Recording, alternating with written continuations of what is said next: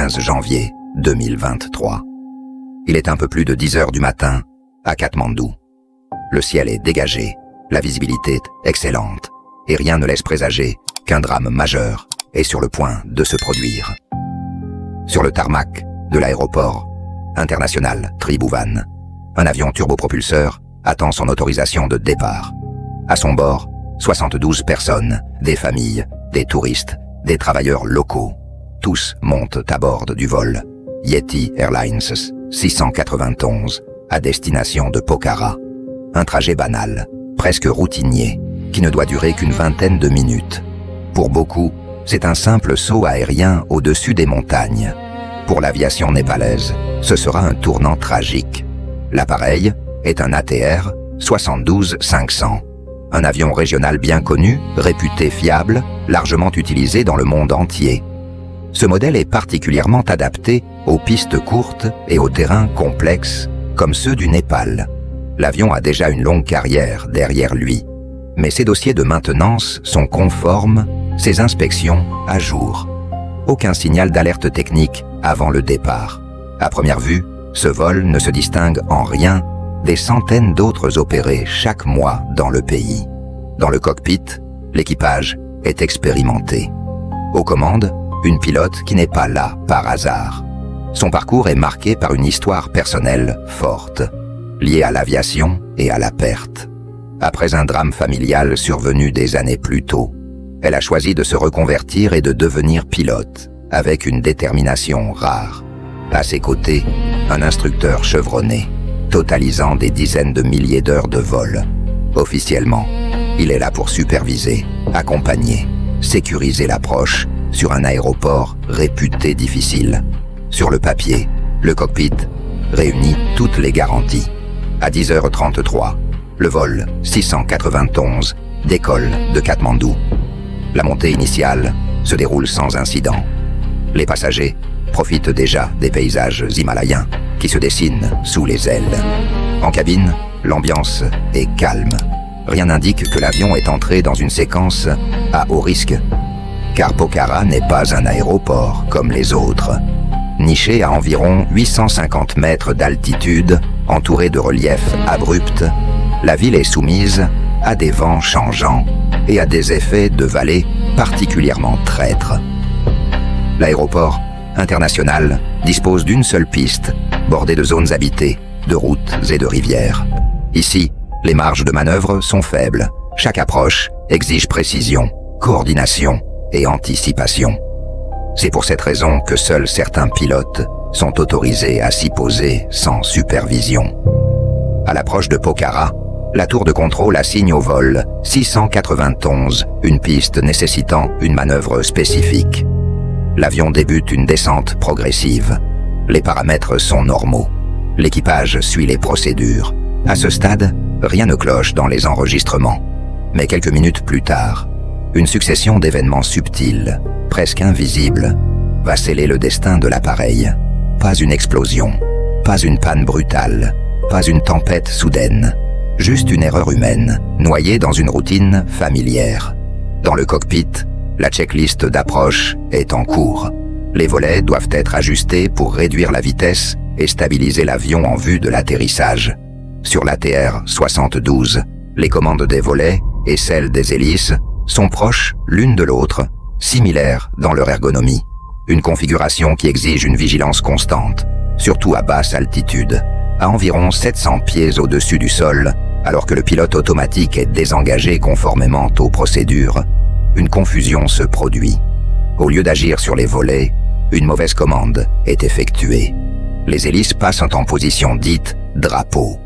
Concrètement, cela signifie qu'elles s'orientent presque parallèlement au flux d'air, supprimant la poussée. C'est une configuration normalement utilisée en cas de panne moteur, mais ici, les moteurs fonctionnent toujours.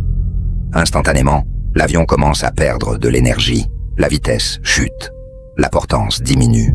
Pourtant, rien n'explose, rien ne casse.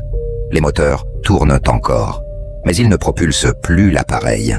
Le plus inquiétant, c'est que l'équipage ne comprend pas immédiatement ce qui se passe. Les paramètres moteurs sont trompeurs. La puissance affichée augmente lorsque les manettes sont avancées, mais l'avion ne réagit pas comme prévu. À ce moment précis, chaque seconde compte. Sous les 500 pieds, l'alarme de décrochage retentit.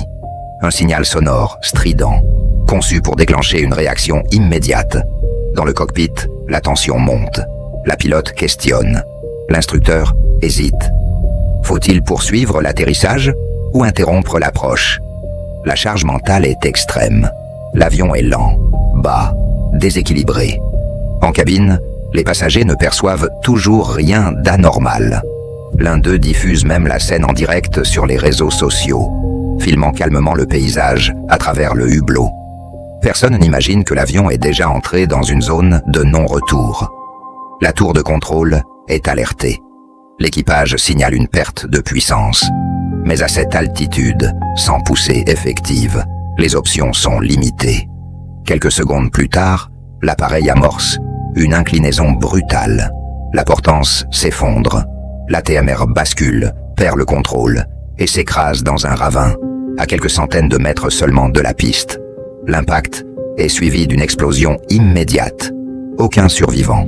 Le Népal se réveille sous le choc. C'est l'accident aérien le plus meurtrier du pays depuis des décennies. Le gouvernement décrète un deuil national. Les images du site du crash font le tour du monde. Très vite, une commission d'enquête est formée, avec le soutien d'experts internationaux, dont ceux du Bureau français d'enquêtes aéronautiques. Les boîtes noires sont récupérées, les moteurs analysés, les données de vol disséquées seconde par seconde. Et le verdict est sans appel. Aucun défaut mécanique majeur, aucun problème structurel. L'avion était capable de voler. Ce sont les commandes qui l'ont condamné. Les enregistrements montrent clairement que les hélices ont été mises en drapeau, alors que les moteurs fonctionnaient normalement. Cette configuration a privé l'avion de toute capacité à maintenir sa vitesse et son altitude. Lorsque l'erreur est partiellement corrigée, il est déjà trop tard. À basse altitude, sans énergie suffisante, l'ATR ne peut pas récupérer. Le rapport final pointe plusieurs facteurs aggravants.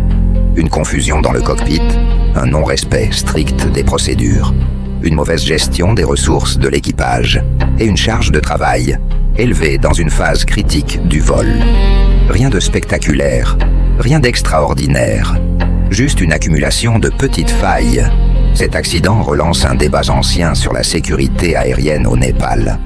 Un pays à la géographie extrême, aux aéroports complexes et à une flotte souvent vieillissante. Malgré un trafic relativement faible, le nombre d'accidents y est disproportionné. Les montagnes, la météo imprévisible, la formation des équipages et la pression opérationnelle forment un cocktail dangereux. À la suite du crash du vol 691, des mesures sont annoncées. Renforcement des formations sur simulateur, révision des procédures d'approche, audit de sécurité plus strict. Mais pour les familles des victimes, ces annonces arrivent trop tard. Le vol Yeti Airlines 691 rappelle une vérité dérangeante de l'aviation moderne. Parfois, ce ne sont ni les machines, ni les éléments qui provoquent les catastrophes, mais des gestes humains, presque imperceptibles, qui se produisent au pire moment possible. Si vous souhaitez découvrir d'autres enquêtes, ou une simple erreur a changé le cours de l'histoire aéronautique, vous pouvez continuer avec la vidéo qui s'affiche à l'écran. Abonnez-vous à Vols Inexpliqués et à très bientôt pour une nouvelle immersion au cœur des mystères de l'aviation.